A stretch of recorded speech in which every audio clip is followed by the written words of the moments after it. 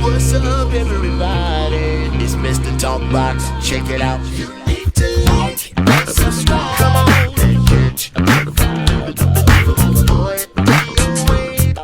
DOA playlist. Let's get the fucking. YouTube family and YouTube world, I hope everybody's well and blessed. Listen, y'all see that dude right there? You guys see that handsome guy sitting right there, that young brother right there? Listen, I got a special guest with me, and he's really special, and he's just an incredible person, incredible musician. We've been knowing each other. Our relationship is fairly new, but I feel like I've been knowing this brother all my life.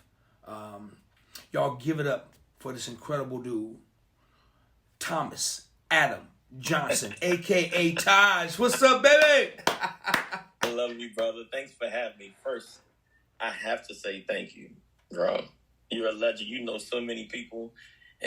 It's an honor, honestly. I mean, I know you're interviewing me, but you're a legend back home. Like the myth, the legend. I was so happy you got on Instagram. The greasing thing and everything. And Ethan Farmer and Eric Smith to talk about you. I'm going back decades. So I'm telling my age. I'm 41. I don't care. I've been touring for over 20 years. And so I have so much respect for Eric and Ethan Farmer.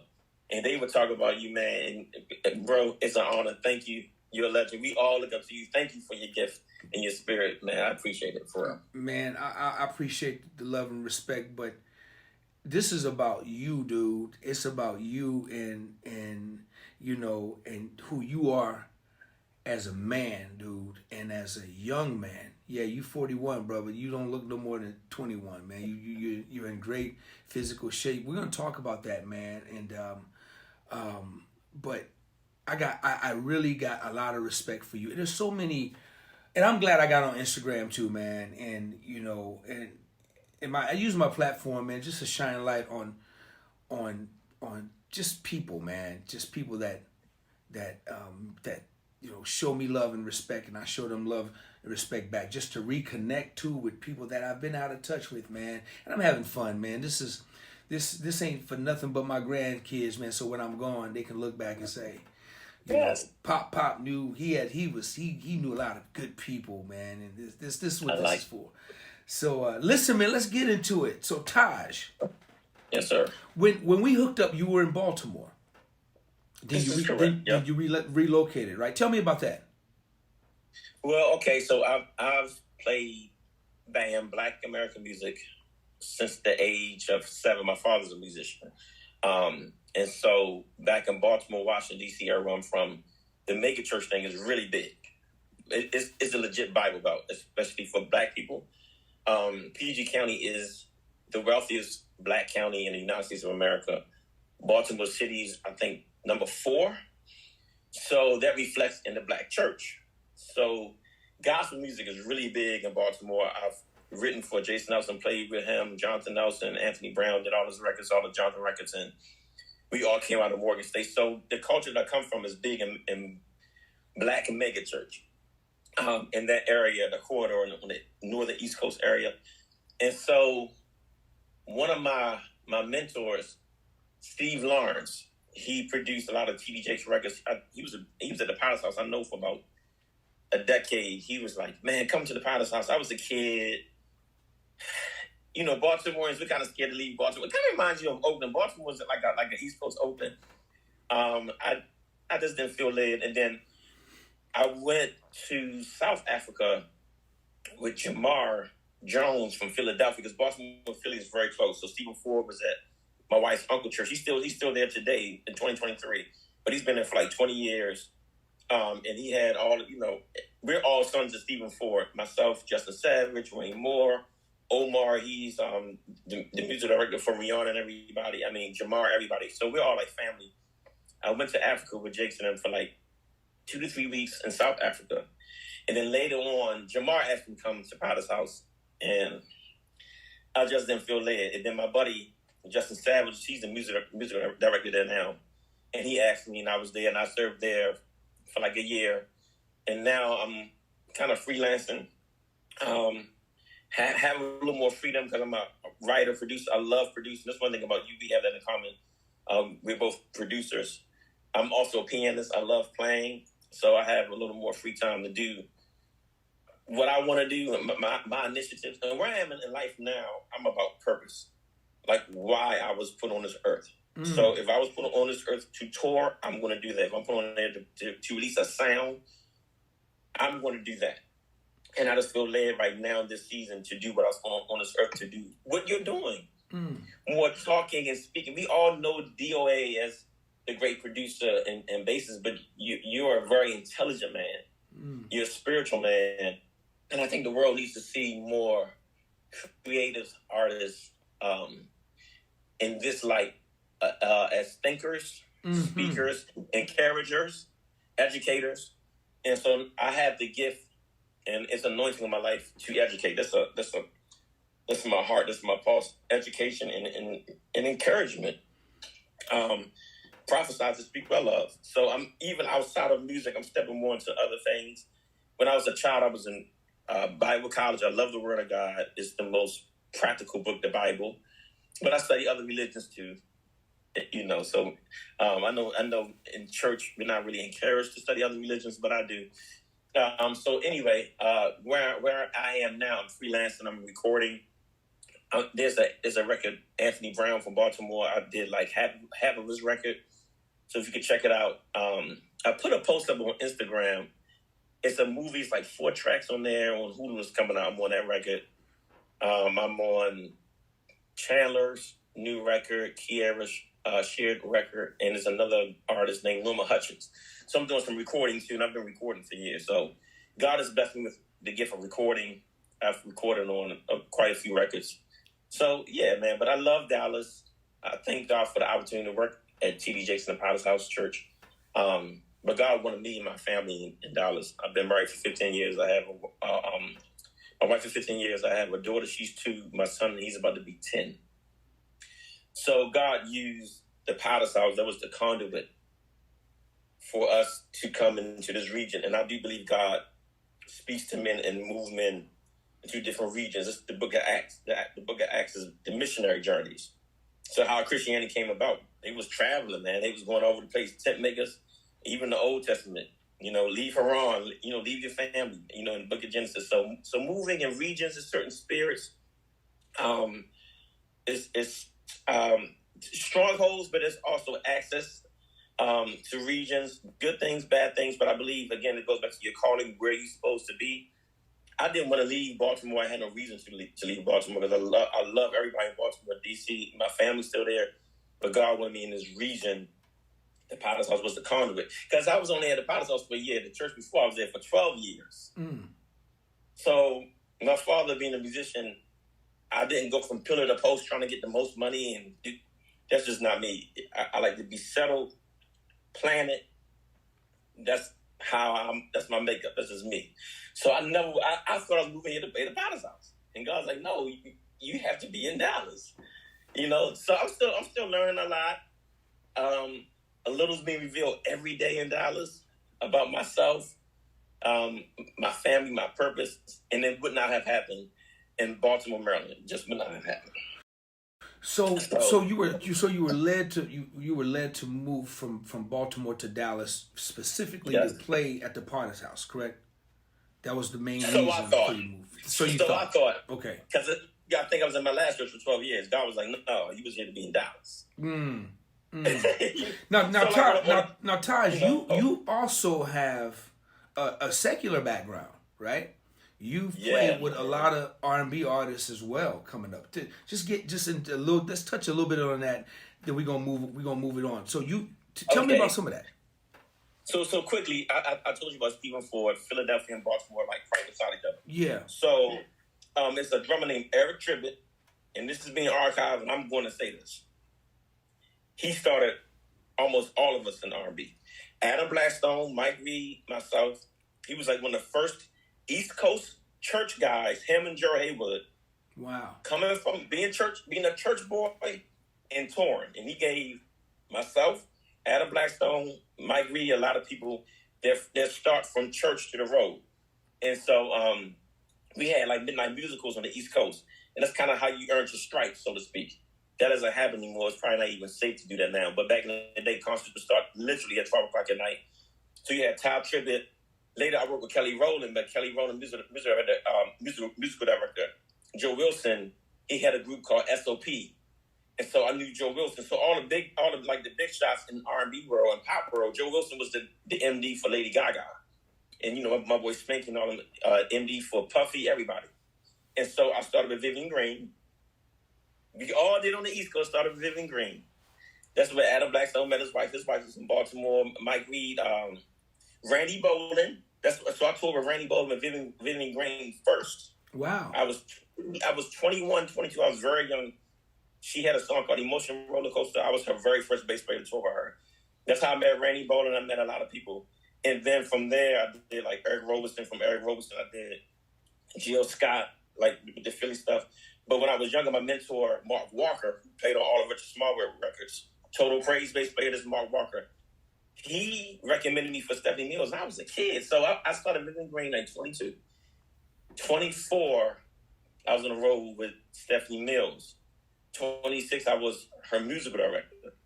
And then from Stephanie, you know, I did like Keisha Cole. I toured with Lettucey. I toured with Estelle. I did some smooth jazz stuff with artists named Mason Leak. Yes. Phil Perry, Sierra, and I'm not like a name drop guy, but right. No, it's all good. I did like a lot more pop, R&B, stuff like that. Which, for me, and I just want to add this too, from church is almost like jazz fusion. There's a lot of music going on. The R&B taught me to be an entertainer. It's a clip of you on YouTube and you're playing your bass, you have your Sadowski, and you're entertaining, but you're killing. Because a lot of bass players, they're entertaining people, but they're not really playing a lot. Or vice versa, they're playing a lot, but they're sitting down. The role taught me, first of all, how to play parts. And then the role playing R&B and pop, you have to be an entertainer. So that's my biggest takeaway, I think, from touring. And keep a lot more key bass and stuff like that, and programming things like that, that I learned from the role. So yeah, that's my R&B experience. Taj, man, you know, Jeff Bradshaw record too, and Angie Stone record I've recorded with them too. Taj, you know, there's so much, man. You blowing me away. Real quick, man, I want to back up.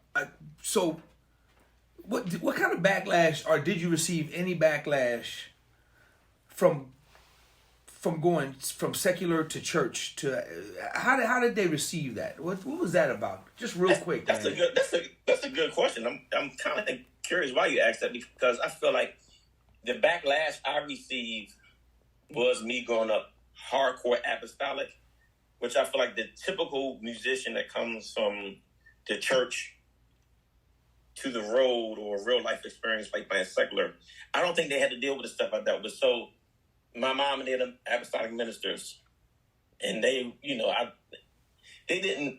would say they didn't understand it. Let me word it like that. They didn't understand it. And they would kind of ask questions and stuff like that. And I'll never forget, it was like a Valentine's Day concert with Stephanie Mills. And my parents came to my Stephanie Mills show. And then I remember like a couple years before, the keyboardist with Vivian Green, his mother was a hardcore apostolic minister, and she came to our show. So I think we were like the generation that kind of like broke the mold of like, you can't play secular. Now, mind you, I'm into etymology. I study, I read. The word secular means not sacred. Happy birthday to you is not necessarily sacred. It's just secular. But, you know, when you're churchy, growing up in the 90s, secular means demonic. You know what I'm saying? So, yes. Did I get a lot of backlash? Man, my wife, uncle, and I still love, listen, that's my spiritual father till I die. But even for him, he was trying to really understand, like, wait, so y'all are saved and y'all playing R&B, and we was like the first people to get paid at the church and everything. So it's funny, like I go by Adam, like back home, but my first name is Thomas. But someone prophesied to me, they said, you go by Adam because Adam means first. So a lot of churches I served, that I was the first really professional bass player they ever hired. I think almost every church, technically. Okay. So I get it. I feel like that's kind of almost like my mission, my call to this world. I'll be the lamb. I'll be the sacrificial lamb.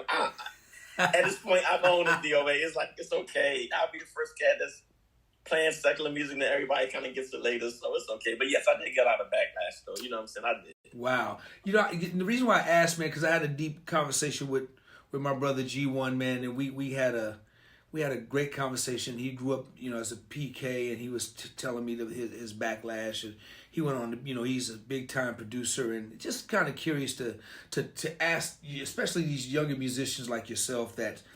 You know you know that world. You know that's the world you lived in. I'm just kind of curious to get your response, man. But here's what I want to get into, man. I want to get into Taj, man. Taj, man, you have so much wisdom, bro. When we talk, we go off the grid, man, and we really go off the grid and talk about deep things, man. Everything from, you know, life. Music, relationships, friends, family, the Bible, dude. You're one of the most, you know, you me being intelligent, I appreciate that, bro. Thank you, but no, you're one of the most intelligent persons I've ever met, and we talk a lot about fitness and health, man, and how important that is, and you know, you're constantly on that road, man. Let's talk about a little bit about that, man, about your health and wellness, and with how important that is for your mind, your mentality, your just for life, period, man. Let's get into a little bit of that, because dude, you're a guru, and dude, I couldn't hang with you in the gym. I'm gonna tell you that right now.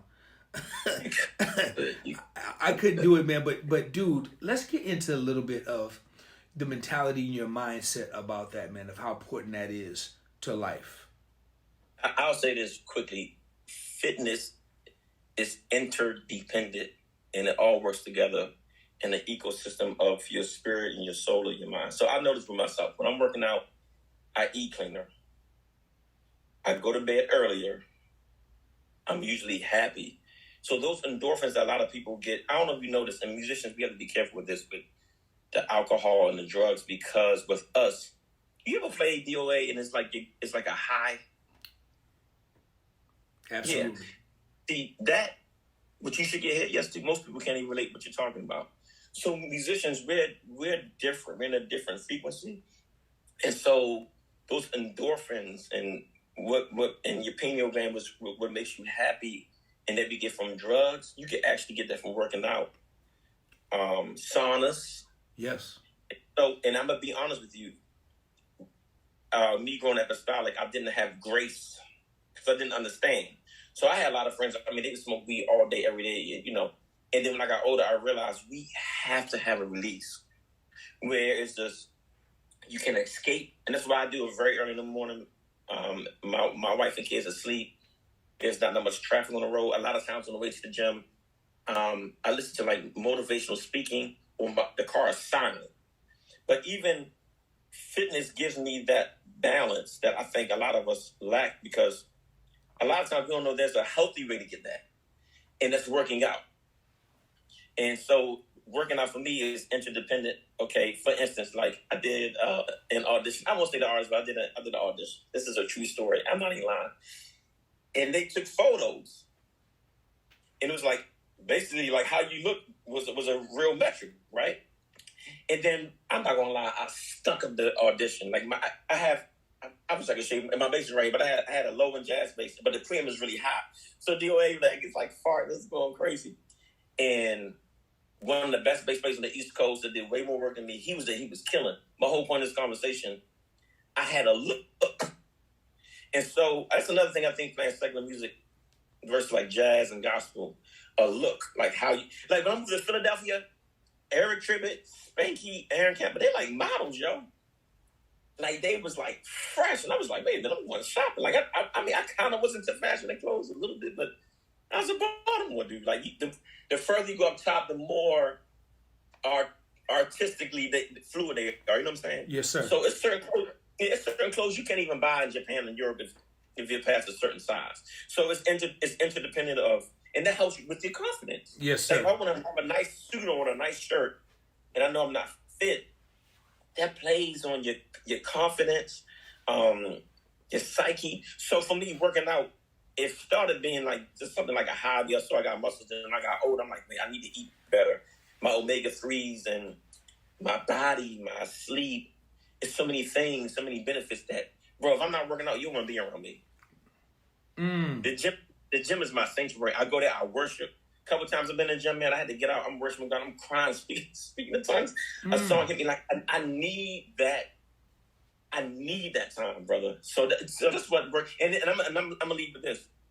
I just found out recently, because a lot of people say I look younger than 41, and a lot of people don't know, like, sugar affects your hair. It's little things, and I don't want to go in a fitness tangent, but based on science, weights is actually anti-aging. It's an anti-aging method, like working out with weights. And scientists have found out when you work out with weights, you go back, like the hands of time, like, man, you go back some years, and it preserves you. I didn't know that. But then I noticed my homies that lift weights, just like my age, we look a little younger than some of my other friends over that. You know what I'm saying?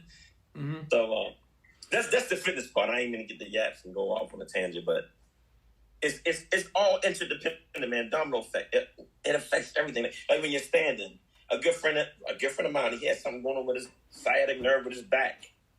And when you're standing, you're doing deadlifts. We're playing for hours. It's a heavy. Yes. So when you're standing, deadlifts. Stamina. When you're running, you gotta go in our airports. Man, if you when that stair climb with that treadmill, you gonna be all right. You cool. It's a 2 hours. Jill Scott was a 2 hour show for me when I played her. You know what I mean? Yes. But I was cool. Yes. Yes, dude, I totally get it, man. It's very, it's good for the mind, and like it's so good for the mind, man. And when I look at a brother like you, dude, who's so diverse, you're so diverse at what you do, man. Especially when it comes to music, man. You, dude, your gift is just amazing, man. And of what you have to offer, with your wisdom and your knowledge, man, and your study and how you were raised, man. It's just incredible.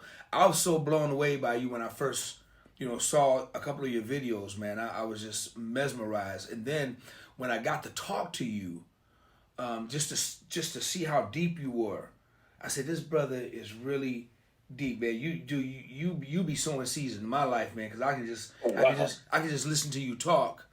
Let alone listen to you play. I could do that all day, but I could listen to you talk all day, man, because, for you to be so young, man, and have so much knowledge, wisdom and knowledge about just life in general, and everything from music to the Bible, dude, it's just incredible, man. It's just really incredible, man. And I'm so glad, man, that God put you in my life, man. I'm so glad, man. Likewise, brother, likewise. Dude, you encourage a lot of people, man.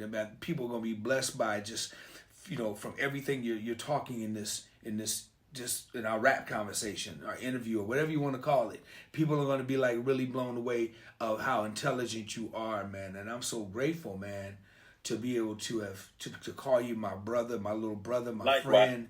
Likewise, brother. For real. One of the most talented bass players. There's so many of y'all, man. I'm a fan, dude. And I'm gonna tell you why I'm a fan.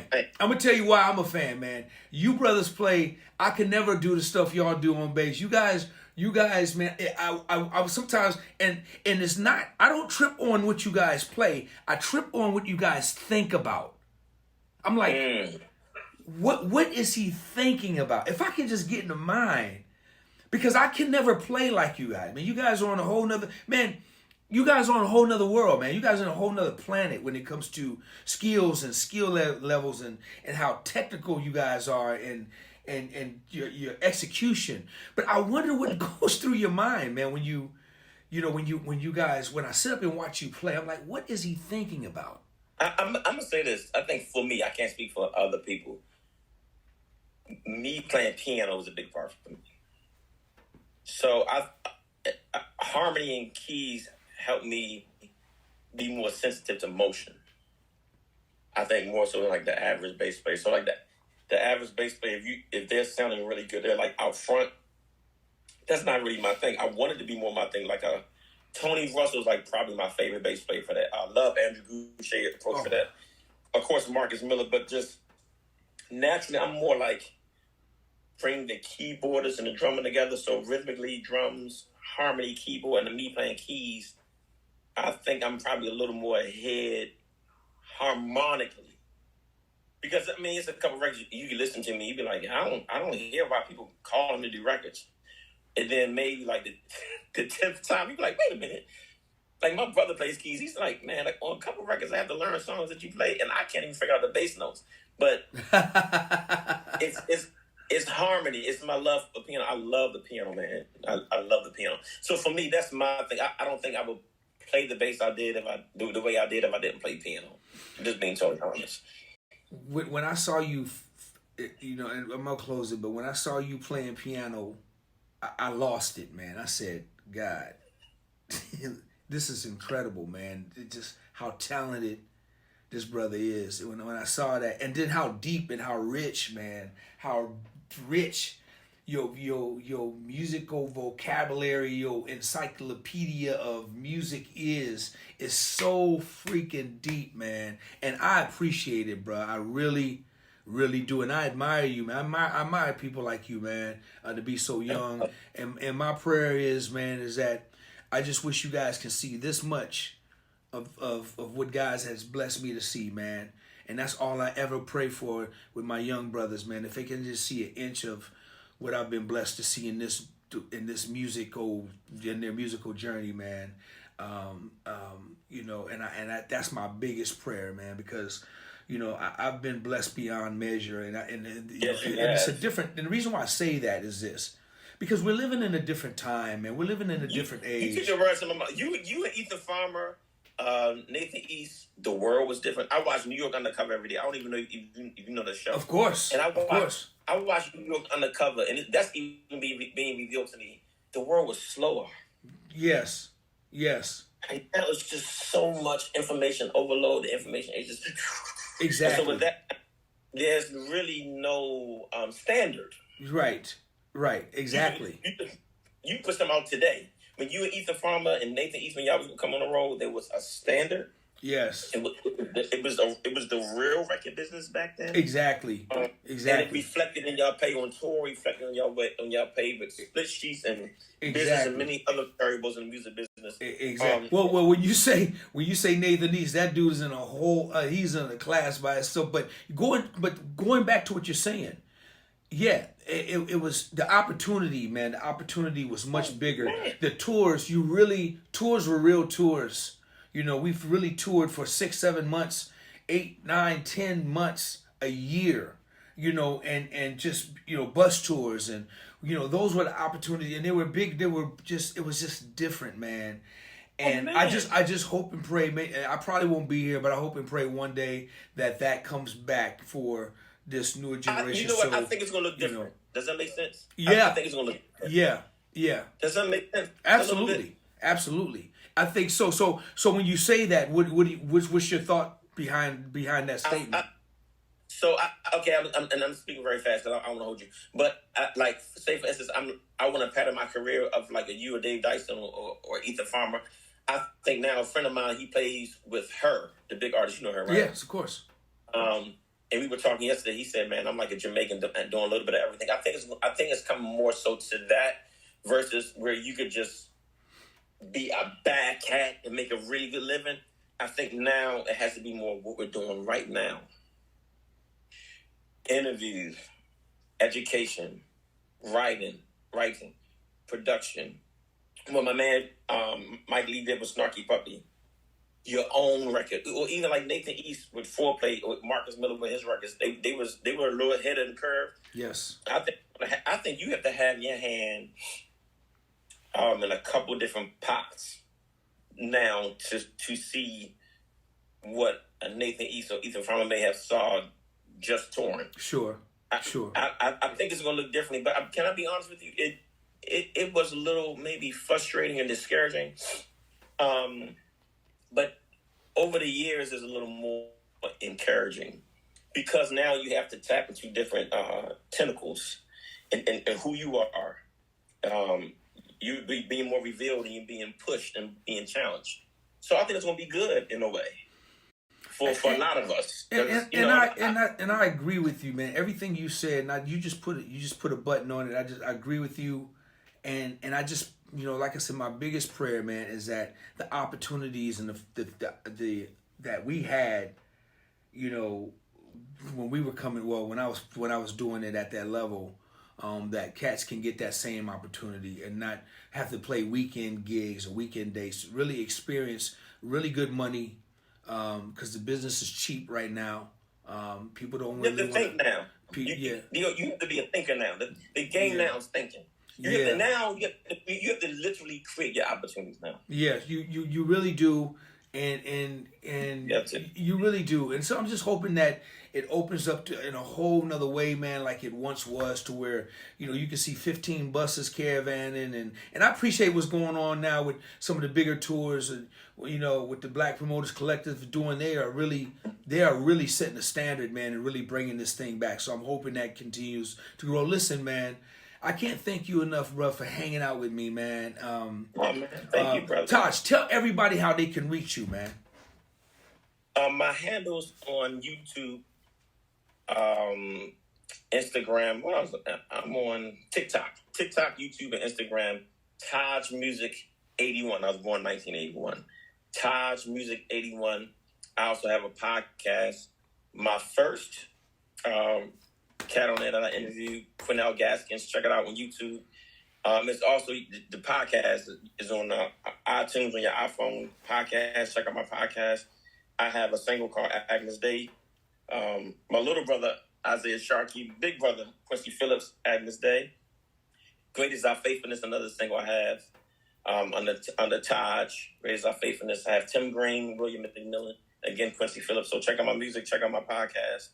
Your boy Taj Music 81, TikTok, Instagram, YouTube. Taj, I love you, man, dude. I love you to death, man, and I'm proud of you. And just keep doing what you're doing, man. Keep sowing them seeds and encouraging people, man, and being great. You're gonna be great. That's the least of my concerns. Keep doing what you're doing, man. Dude, you're gonna be a big staple in this business, in this music business, man. Just keep it up, man. And me and you gonna hook up soon, because I want to get to talk to you about your podcast, man. I want to know more about that, because, man, I'm really proud of you about that. We didn't get talking enough about it, but I'm really proud of what you're doing, starting your podcast, man. Congratulations to you, my brother. Thank you. Right Daniel Jones and Cleon, check them out. They're on my next one too. Right on, man. I love you, man. Taj, my brother. Love you, man. Thank you, man. Appreciate you, man. No doubt. Right on.